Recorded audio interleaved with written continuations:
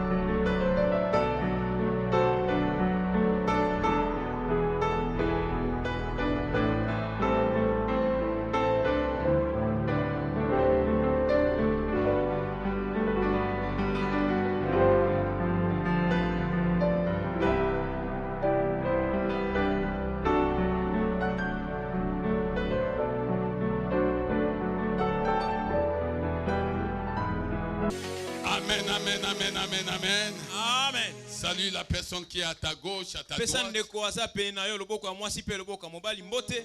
Dis-lui que nous sommes dans le surnaturel.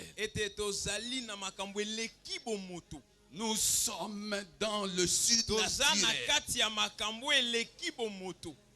L'intelligence humaine ne peut expliquer ces choses. Elle ne peut expliquer ces choses.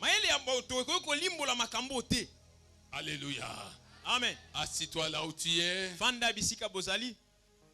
Nous parlons d'une vie sous l'emprise du Saint-Esprit. Quand les gens viennent pour la première fois ici, comme les gens n'ont pas coutume de lire la parole de Dieu, ils se posent beaucoup de questions. Ils se demandent, est-ce de Dieu? Est-ce quelque chose qui vient des hommes pour ne pas l'attribuer à l'ennemi? C'est quoi ça? Lis la parole de Dieu et tu comprendras ces choses. Comment peux-tu expliquer que Jésus ait demandé à un homme du nom de Pierre d'aller chercher dans le ventre d'un poisson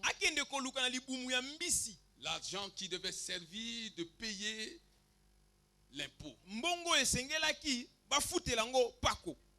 Comment peux-tu expliquer ça? Le poisson dans l'eau avait en lui l'argent dont Jésus et ses disciples avaient besoin. Comment peux-tu expliquer, comme cela est dit dans les Actes des Apôtres, que l'ombre de Pierre ait suffi à guérir les malades? Son ombre, une fois qu'elle couvrait quelqu'un, la personne était guérie. Comment peux-tu expliquer ces choses? Ce n'est pas Jésus qui fait ces choses, mais c'est Pierre. Mais ce n'est pas Pierre qui fait ces choses, mais l'Esprit de Dieu en lui. L'Esprit de Dieu avec lui. L'Esprit de Dieu sur lui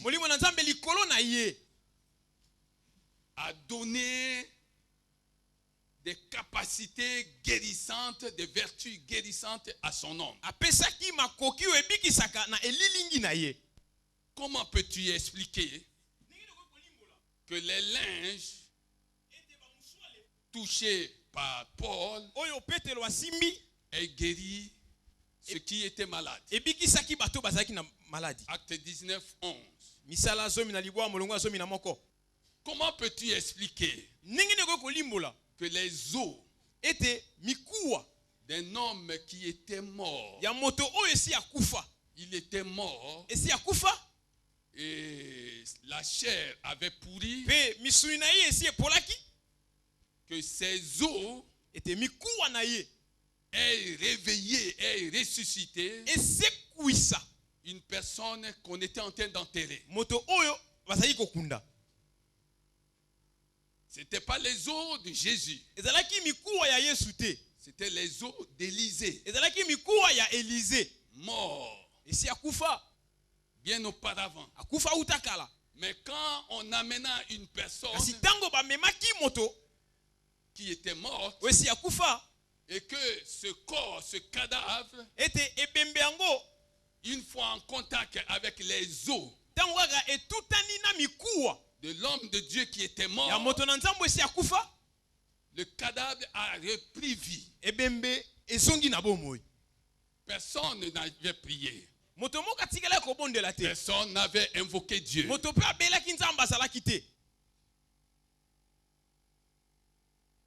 La présence et la puissance de Dieu qui était sur cet homme mort, sur ses os, avait suffi pour ressusciter le cadavre. Tout le monde peut parler, tout le monde peut faire des discours, Tout le monde peut enseigner. Tout le monde peut prêcher. Mais tout le monde ne désire pas ces choses. Il y en a qui sont entrés dans le mépris des choses que Dieu fait. Quand quelqu'un méprise la puissance et la présence de Dieu, qu'on appelle communément l'onction, la puissance et la présence de Dieu dans la vie d'un homme, dans la vie d'une femme, si tu commences à mépriser ces choses,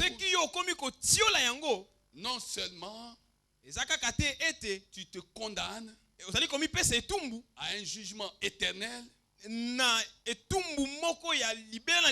parce que tu blasphèmes contre le Saint-Esprit. Beaucoup de gens qui suivent ces choses à la télé, quand ils voient, ils disent que ça c'est pas de Dieu. C'est toi qui n'es pas de Dieu.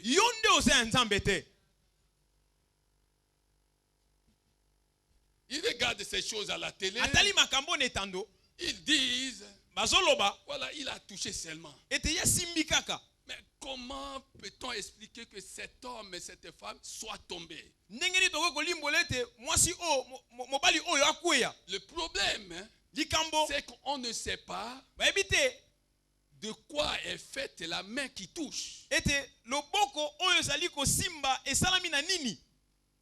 La main qui touche a reçu quelque chose d'en haut. La main qui touche, quand elle touche, elle n'est plus naturelle. Elle est ointe. Même la personne qui fait ces choses ne peut pas expliquer ça. Il y en a qui vont te dire, quand on m'a touché, je me suis senti électrocuté. Quand le pasteur m'a touché, mes membres inférieurs étaient complètement en défaillance. Je ne pouvais plus me tenir debout. L'homme qui touche est animé de l'Esprit de Dieu. Quand l'Esprit de Dieu est sur quelqu'un, tous les mouvements que la personne fait,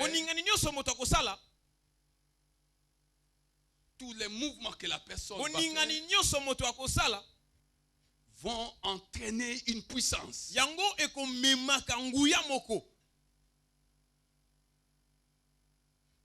Alléluia. Amen. Il faut que nous comprenions ces choses.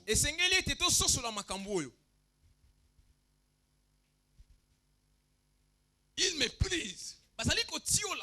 Mais nous parlons aujourd'hui d'une vie chrétienne sous l'emprise de l'Esprit de Dieu. Lorsqu'une vie chrétienne, la vie d'un chrétien est sous l'emprise du Saint-Esprit, il y a des choses qui se passent. Il ne faut pas négliger ça, bien-aimé. Nous sommes dans quel livre? Il y a 3 choses dont on a parlé. 2 Corinthiens, c'est ça. 13.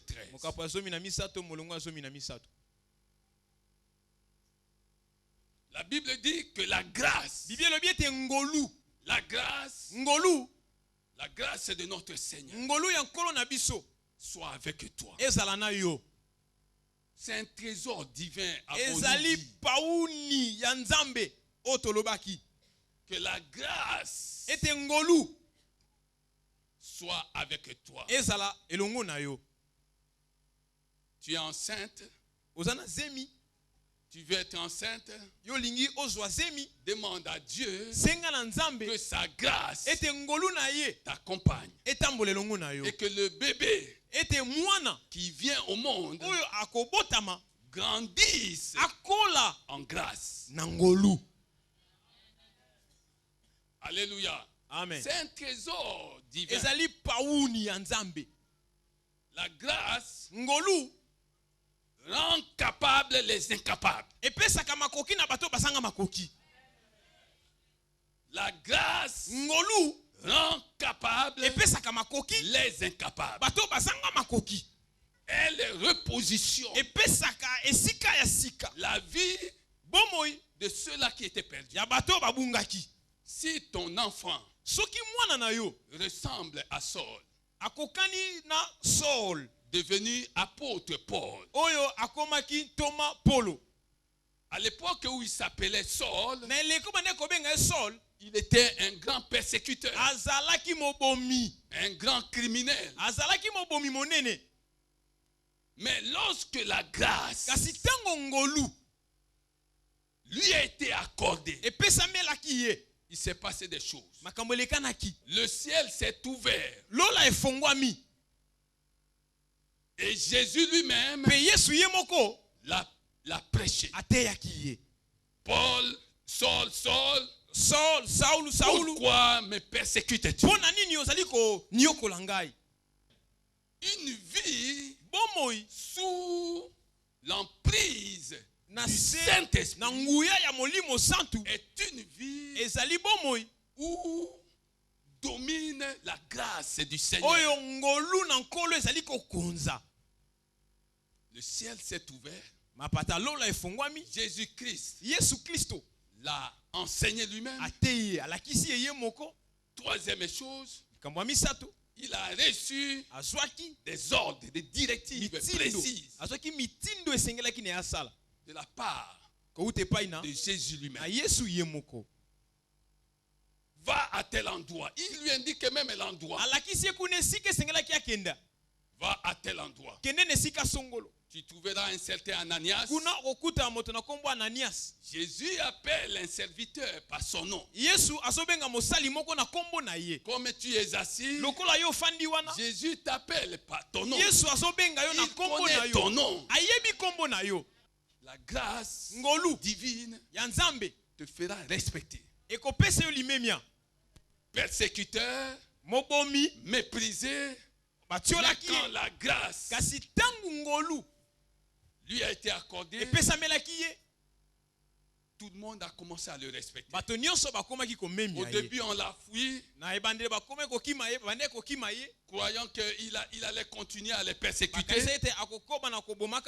Mais quand ils ont vu ses œuvres accomplies par la puissance de Dieu, quand ils ont entendu parler des choses de Dieu, ils ont eu du respect à son égard. Et c'est ce à quoi tu es destiné. Tu es destiné à cela. Les gens vont te respecter, bien-aimé. Même les gens qui racontaient n'importe quoi sur toi vont commencer à te respecter. Je voudrais que tu saches que les gens vont te respecter. À cause de quoi? De ce trésor divin qu'on appelle la grâce. Alléluia. Amen. Amen, amen, amen. Amen. Elle repositionne la vie des gens. Alléluia. Amen. Un persécuteur, persécuteur de son état, il est devenu un des grands apôtres de son époque, d'aujourd'hui et de tous les temps. Et il s'appelle aujourd'hui Paul. Il a écrit sous l'emprise du Saint-Esprit une grande partie du Nouveau Testament. Alléluia. Amen. La grâce, ngolu, comme la Bible le dit, dans Éphésiens 2, 8, que nous avons été sauvés par sa grâce. La grâce va chasser de ta maison, de ta famille,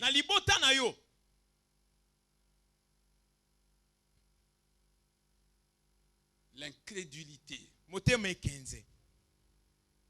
Tu as beaucoup pleuré. Tu t'es demandé pourquoi mes enfants n'aiment-ils pas les choses de Dieu.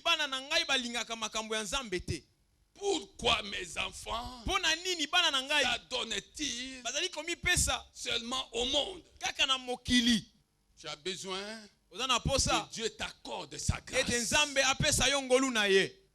Quand la grâce entre dans ta maison, les choses vont changer. Dieu va ramener le cœur des enfants victimes des choses du monde à lui, à Jésus. Et ce sera comme dans un rêve. La grâce. La grâce. Chaque jour, demande à Dieu de répandre sa grâce sur ta famille, sur tes enfants, sur tes affaires. Parce que la grâce est plus forte. Plus forte que les démons. Plus forte que les œuvres du diable. Il y a la personne qui est à côté de toi. Bien-aimé. Bien-aimé. Quand tu entends ces choses, ne sous-estime plus personne. Quand tu entends ces choses, ne sous-estime plus personne. Parce que la grâce n'a pas de critères mondains. La grâce ne suffit pas à l'apparence. La grâce ne suffit pas à la famille d'où tu es né. La grâce ne suffit pas à tes origines, à ton niveau d'instruction. Bien-aimé, une vie sous l'emprise de l'esprit est une vie qui est saisie par la grâce de Dieu. La grâce prend un prisonnier et l'élève. La grâce prend un prisonnier et l'élève. Peut-être que dans ta famille, tu connais des gens qui sont devenus des habitués de prison. Tu as quelqu'un de ta famille, quelqu'un de ton entourage qui passe son temps dans des prisons. Et tu vas dire,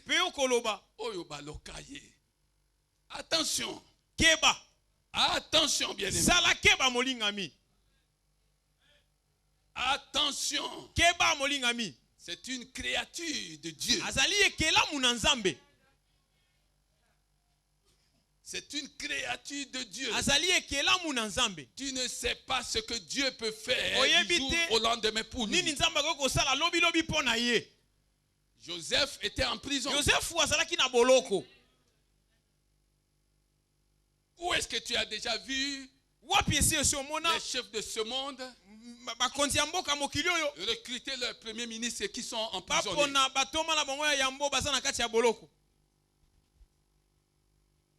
Mais Dieu est allé le recruter en prison. En prison. En prison. Et dans un pays étranger, Dieu l'a élevé. Nzambe atombola ye. Si Dieu peut élever quelqu'un dans un pays étranger,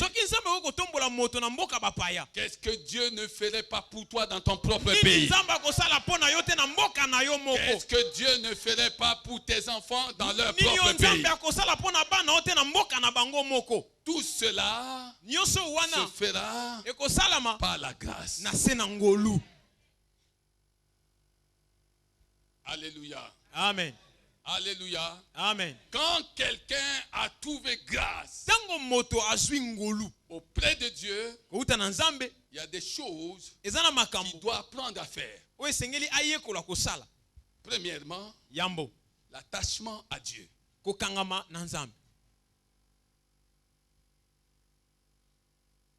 Il doit s'attacher à Dieu. Quand tu regardes la vie de ta famille, comparé à la vie des voisins, de ceux-là qui vous ont connu, et tu te rends compte qu'il y a un écart, un grand écart entre ta vie, la vie de ta famille et celle des voisins. Sache que c'est une invitation à t'attacher toi et ta famille à celui qui a fait cette différence. Si tu ne comprends pas ces choses, quand tu les comprendras, je crains qu'il ne soit trop tard. Deuxièmement, la grâce exige la persévérance.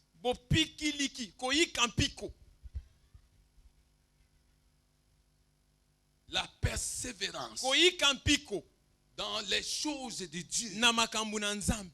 Persévère dans les choses de Dieu.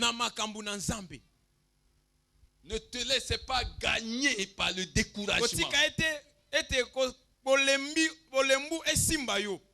La persévérance.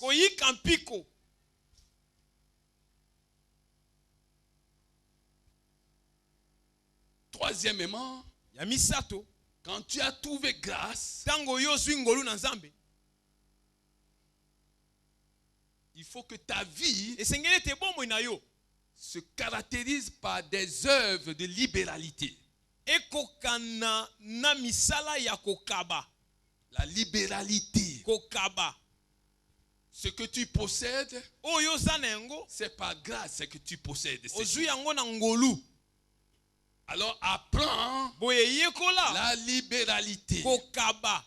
Apprends la libéralité dans ta famille, à l'église, là où tu travailles, dans ton entourage. Apprends la libéralité. Elle va t'assurer. Tu cherches une promotion, une élévation. Tu cherches que Dieu fasse quelque chose dans tes affaires. Tu as des projets. Quelle qu'en soit la nature. Si tu n'apprends pas la libéralité, si tu n'as pas la culture de donner aux autres ce que tu aurais dû garder pour toi, si tu n'as pas cette culture, si tu tournes le dos à ceux-là qui viennent vers toi parce qu'ils sont réellement dans le besoin, je suis venu te dire qu'il arrivera dans ta vie un jour où tu seras dans la position de ces gens-là. Tu crieras et personne ne te répondra. La grâce nous conduit à la libéralité. Ne rate pas un seul moment où tu dois manifester ta libéralité. La libéralité te donne un pouvoir. pifo. Parce que la main qui donne est toujours au-dessus. Parce que la Bible dit qu'il y a plus de bonheur à donner qu'à recevoir. Acte 20 et 35.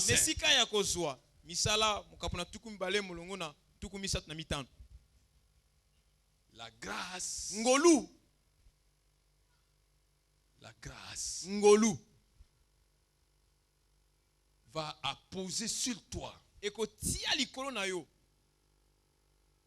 le cachet de splendeur. Motoloko ndanga ya nkembo. La grâce Ngolu apposera sur ta vie le cachet de splendeur. Ndanga motoloko ya nkembo. Quand tout le monde sera dans la nuit des problèmes, toi tu seras éclairé. Quand les gens seront en train de pleurer, toi tu seras en train de te réjouir. C'est ce que fait la grâce. Quelqu'un peut-il acclamer le Seigneur des Seigneurs? Acclamer le Seigneur des Seigneurs.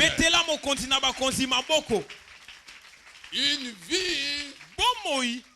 vie sous l'emprise du Saint-Esprit est une vie d'amour.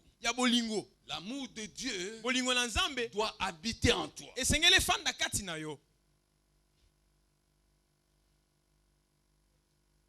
Si on t'a dit que tu dois être divisé avec ceux de ta famille, sache que ce n'est pas Jésus qui a enseigné ça. Jésus n'a jamais enseigné ça. Quel que soit ce que te font ceux de ta famille, lorsque ta vie est sous l'emprise du Saint-Esprit, les premiers contestataires qui vont s'opposer à toi, ce sont ceux de ta famille. Alors quand ceux de ta famille, poussés par des mauvais esprits, commencent à te contester, maintenant le ciel attend ta réaction.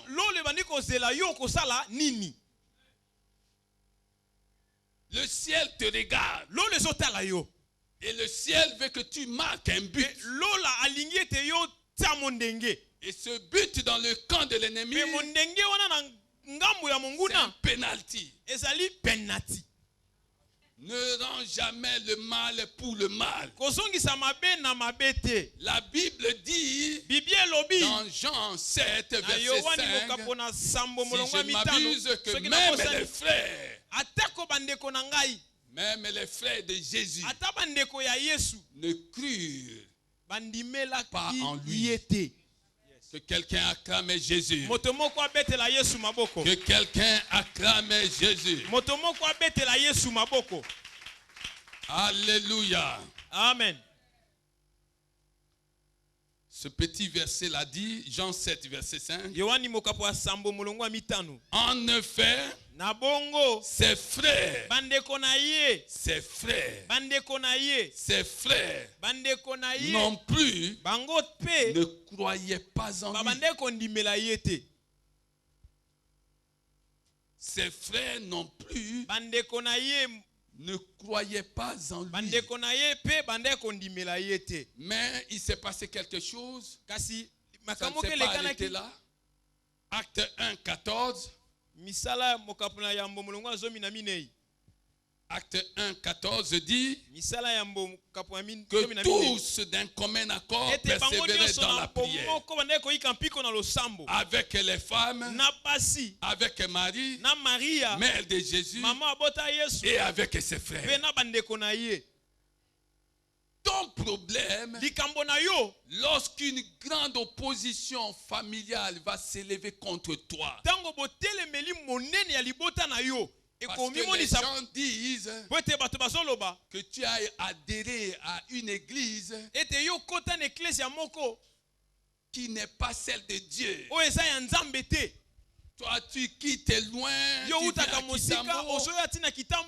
sais pas que cette église-là, c'est une église à problème. Les choses qui se font dans cette église sont des choses bizarres. Qui vous a dit que ce monsieur-là travaille pour Dieu? Qui t'a dit que ce monsieur-là, Dieu l'a appelé?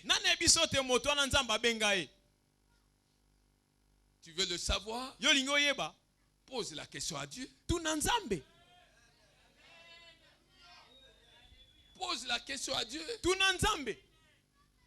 Parce que beaucoup de gens croient que l'église est une entreprise. Une entreprise que quelqu'un va utiliser pour assurer sa subsistance quotidienne.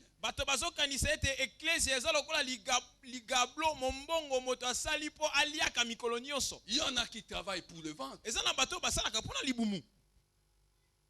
Mais cet homme qui est devant toi ne travaille pas pour le ventre. Si cela ne dépendait que de lui, il ne serait pas ici.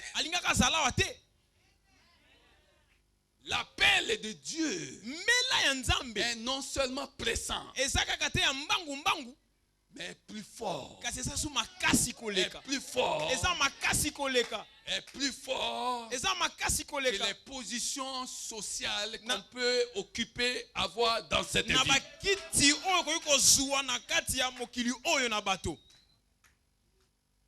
Je pouvais tout imaginer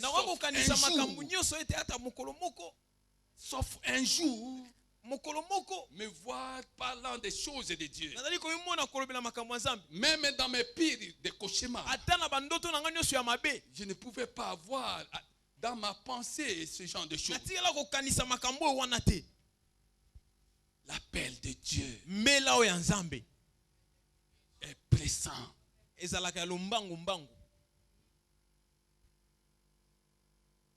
Les gens vont s'opposer à toi. Je ne peux plus t'aider. Je t'ai demandé de quitter cette église. Tu sais pourquoi il te demande de quitter cette église? Parce que tu es maintenant, tu bénéficies de la couverture spirituelle de cette église.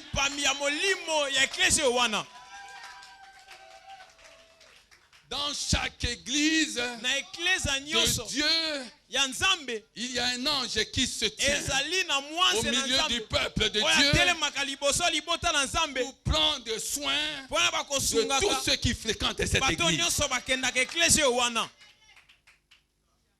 Alors c'est pourquoi les gens vont te dire que toi aussi tu es devenu magicien. Toi aussi ce que tu fais c'est pas normal. Tu es dans ces affaires. Alléluia. Amen. Alléluia. Amen. L'amour de Dieu bien-aimé doit premièrement déclencher l'obéissance à la parole de Dieu dans ta vie. Obéissance à la parole de Dieu.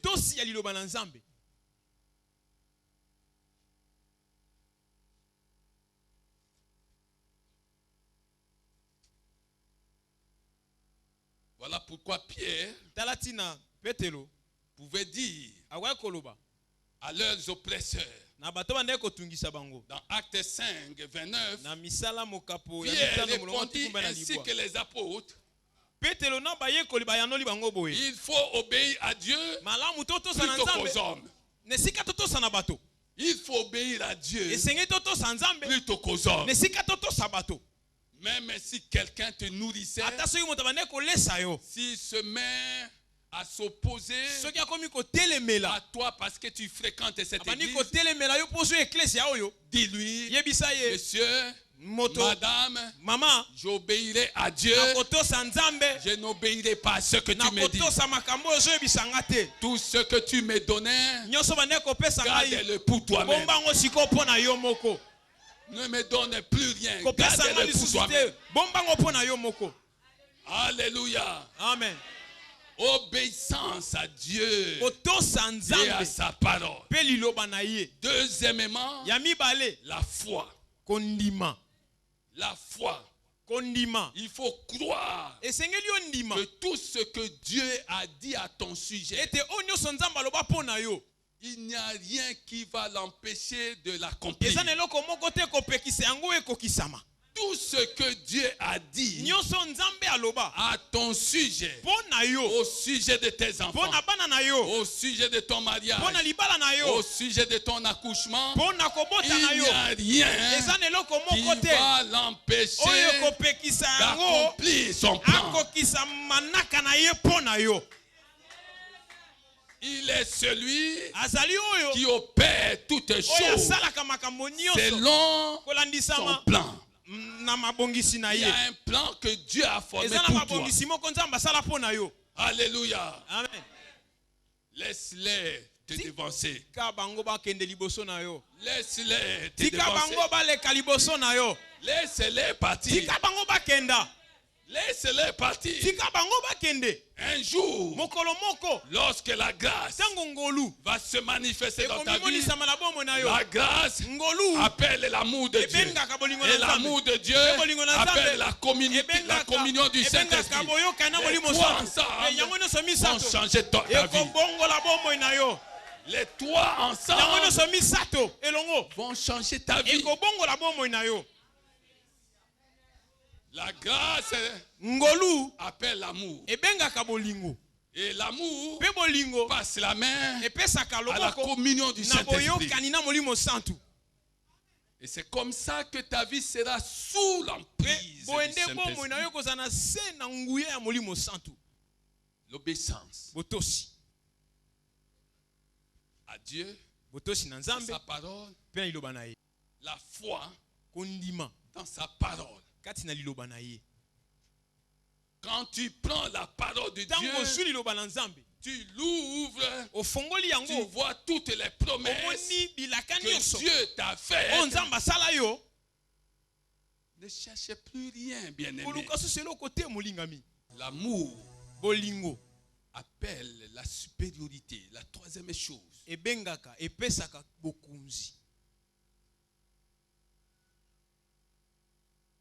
Si tu deviens une personne amour, une personne d'amour, la Bible dit que Dieu est amour.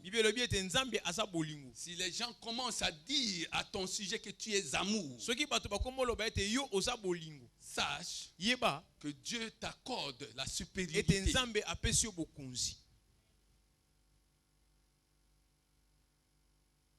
La supériorité.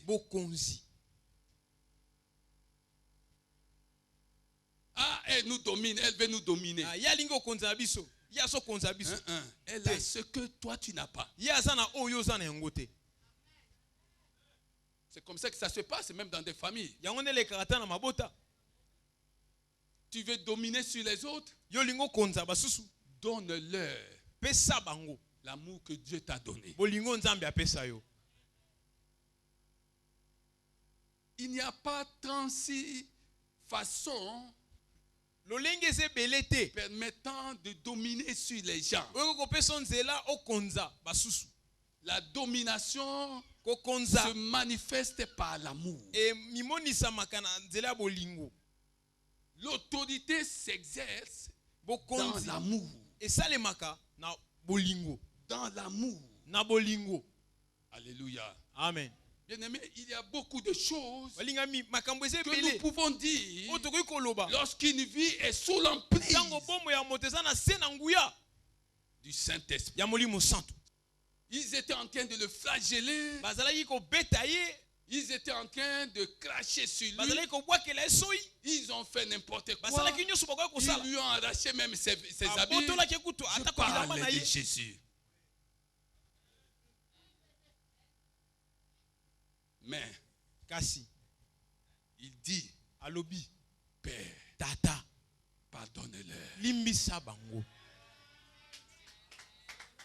Père, Tata, pardonne-leur. Wow. Wow. L'amour bolingo appelle le pardon. Ebengaka bolimbisi. Pasteur, pardonner, ce n'est pas oublier. Je leur ai déjà pardonné. Mais oublier ce qu'ils m'ont fait, je n'oublierai jamais. Tu n'as jamais pardonné. Le pardon, c'est oublier. Le pardon, c'est oublier tous les torts qu'on t'a causé, tous les mauvais traitements qu'on t'a causé. Je vois ces choses sous ce soleil. Tu as grandi dans la maison de ton père avec ta belle-mère.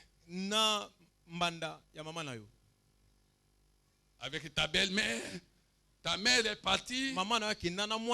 Et toi, tu as grandi dans cette maison. Et cette belle-mère, ta mère maltraitée. Elle t'a maltraité. Tu vas voir ce que Dieu va faire. Si elle t'a maltraité, si toi tu t'attaches à Dieu, quels que soient les enfants qu'elle aura, Dieu mettra la différence entre ses enfants et toi. Je parle à quelqu'un maintenant. Dieu est un Dieu juste et fidèle. Regarde les cas que tu connais. Regarde. Elle a tout fait pour que seuls ses enfants fréquentent des bonnes écoles. Elle a tout fait pour que seuls ses enfants s'habillent bien.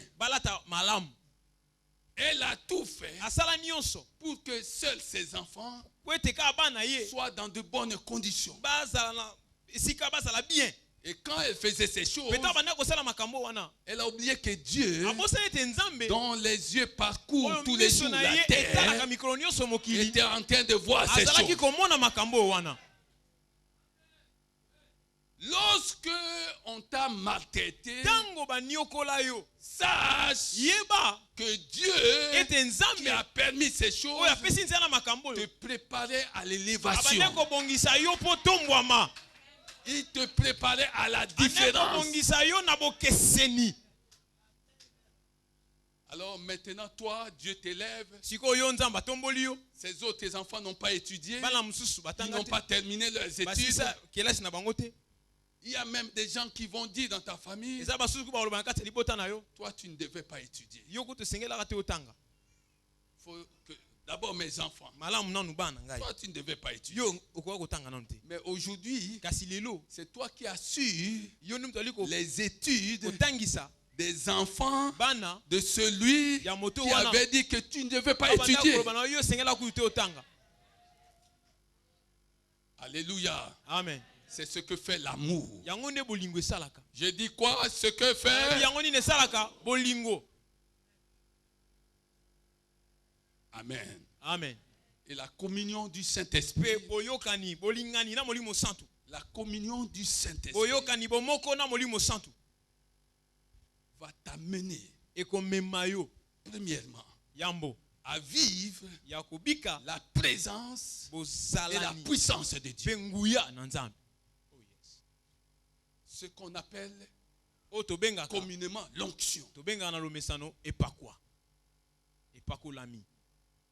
La communion du Saint-Esprit, c'est pour que la présence et la puissance de Dieu deviennent visibles dans ta vie.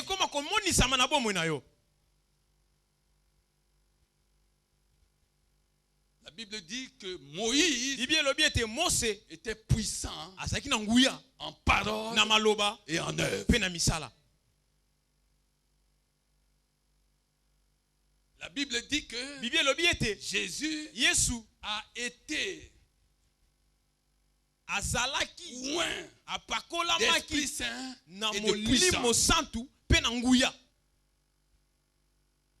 La communion du Saint-Esprit, c'est pour que premièrement, les gens voient que tu as une marque qu'ils n'ont pas. Et cette marque-là, c'est la présence et la puissance de Dieu dans ta vie. Troisième chose, Dieu te donnera le pouvoir, son pouvoir, face au péché, face à la tentation.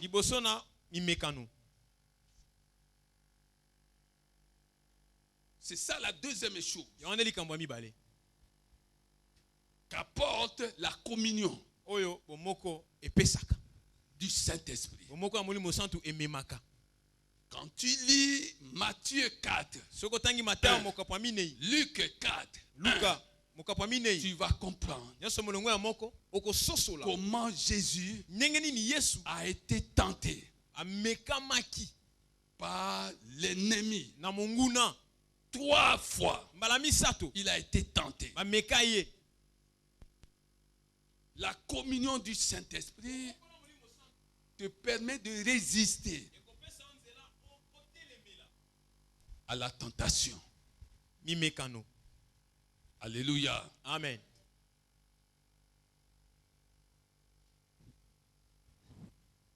Celui qui parvient à résister à la tentation,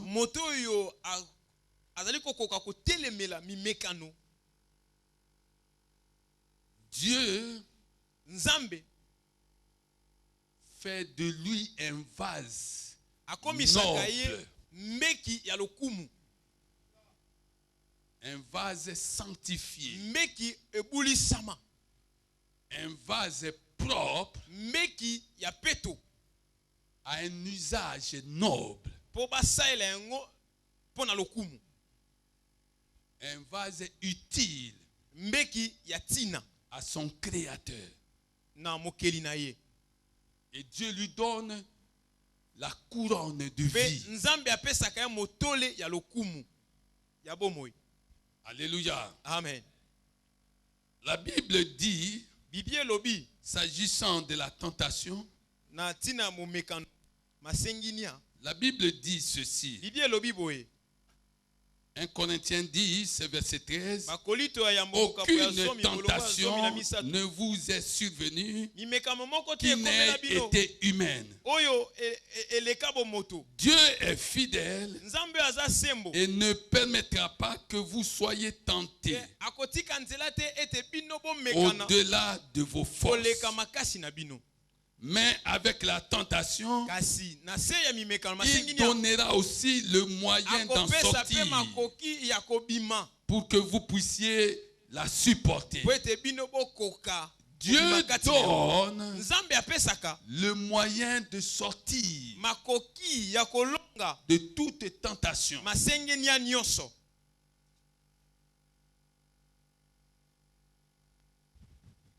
Tu as entendu la sœur qui a témoigné ici?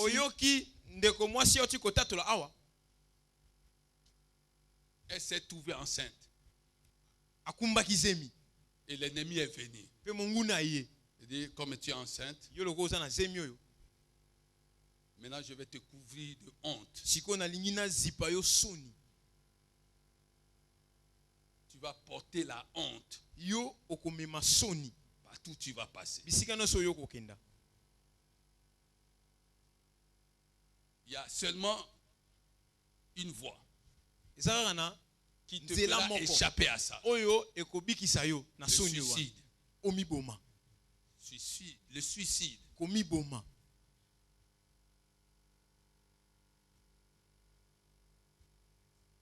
Adam et Ève ont été tentés dans le jardin.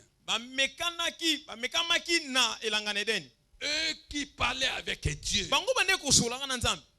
L'ennemi est venu les tenter en leur disant deux choses. Que quelqu'un acclame Jésus.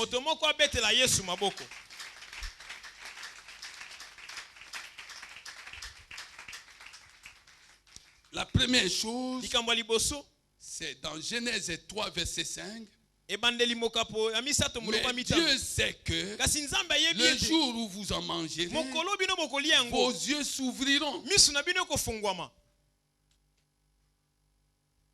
Les gens adhèrent à la magie, à l'occultisme, parce que l'ennemi a réussi à leur faire croire que leurs yeux vont s'ouvrir.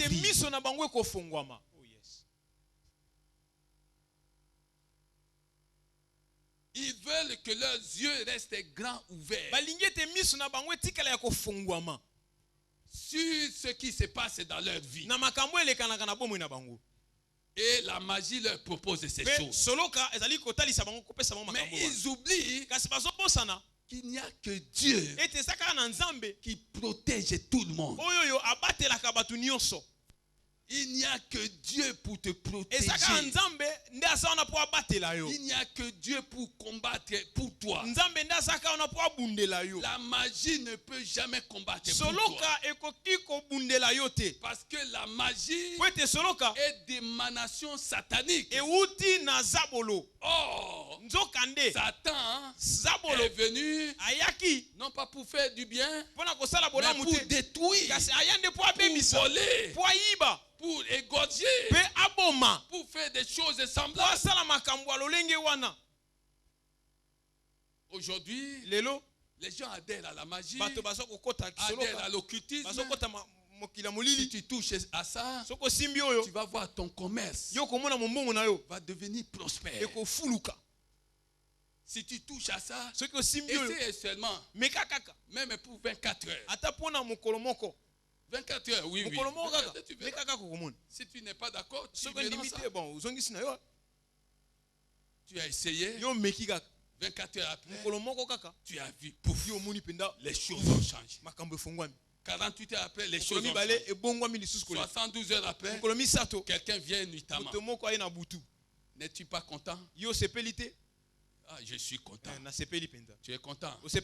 Maintenant, c'est ton temps de nous rendre aussi contents.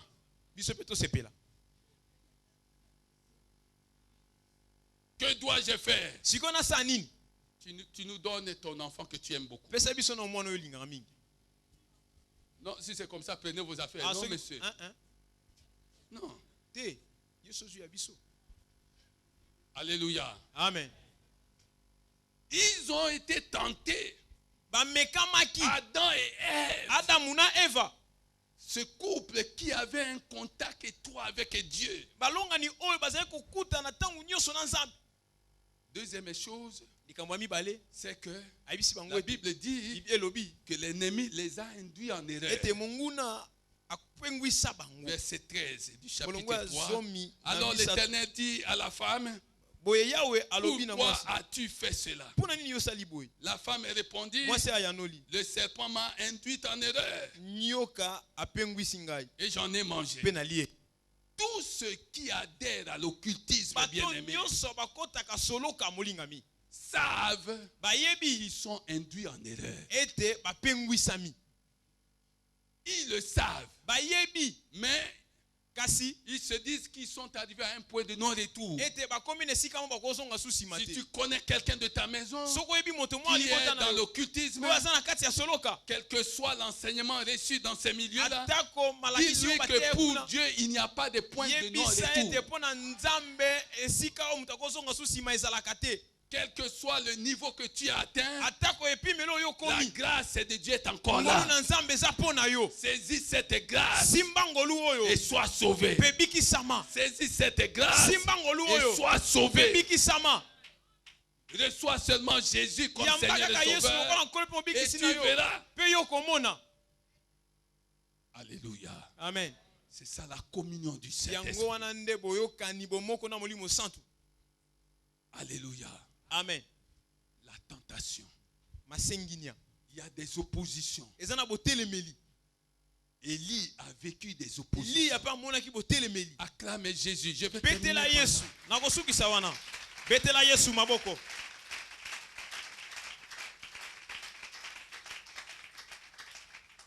Alléluia. Amen. Élie a vécu une grande opposition. Cet homme qui a été enlevé par des chars de feu, par des chevaux de feu. Cet homme dont la vie était sous l'emprise du Saint-Esprit. Cet homme que Dieu utilisait puissamment.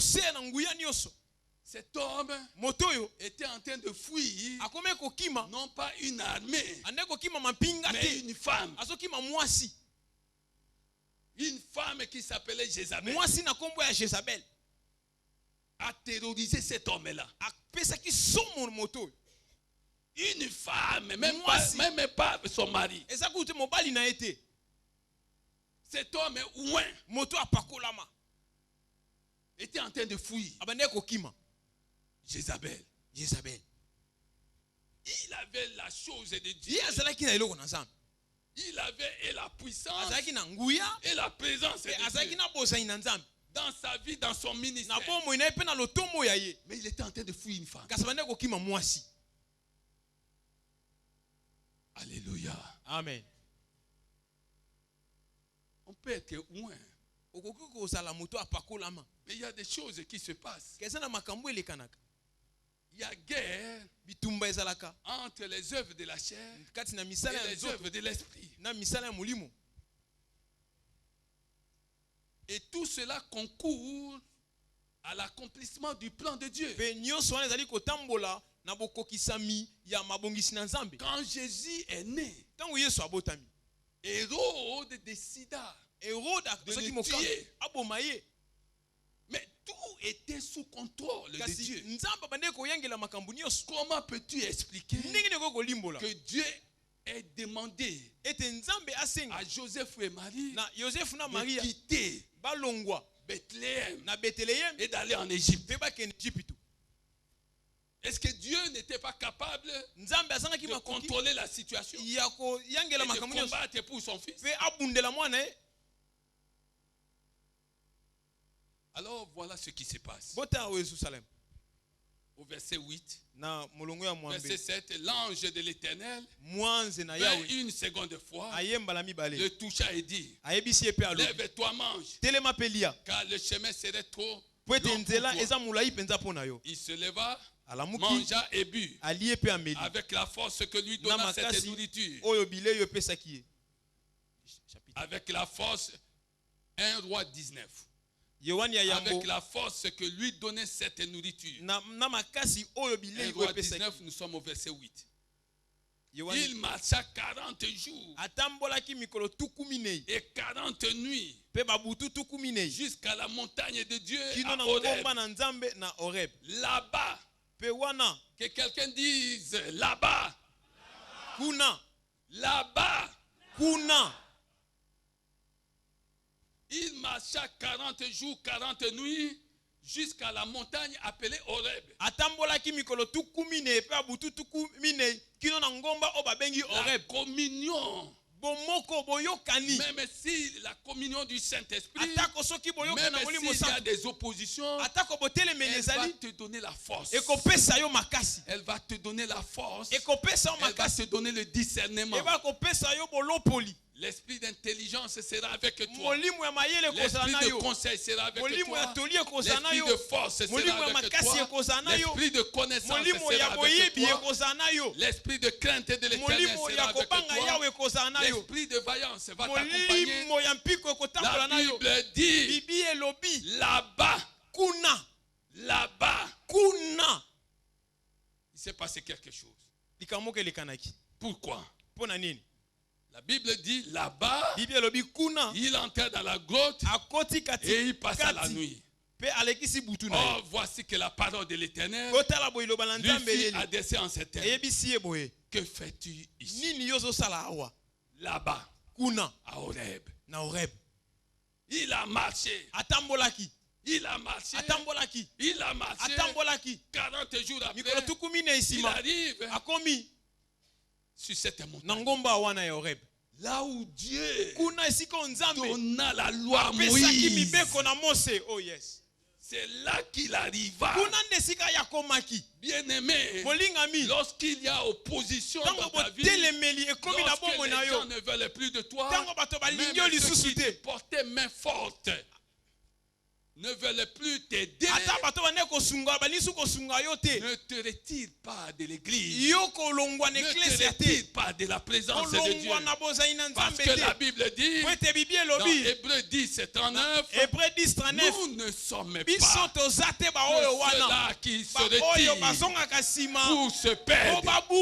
pour se perdre, nous ne sommes pas de ceux-là qui se retirent pour se perdre, mais nous sommes de ceux-là qui croient pour le salut de leurs âmes. Et c'est là-bas, à Horeb, sur cette montagne, que Dieu donna à Moïse la loi. Et c'est là-bas qu'il arriva. Et c'est là-bas que Dieu lui parla. Est-ce que tu comprends ces choses? Tu as marché, tu as marché, tu as marché. Tu as marché, tu as marché, tu as marché, tu as marché. Maintenant tu es arrivé à ton là-bas.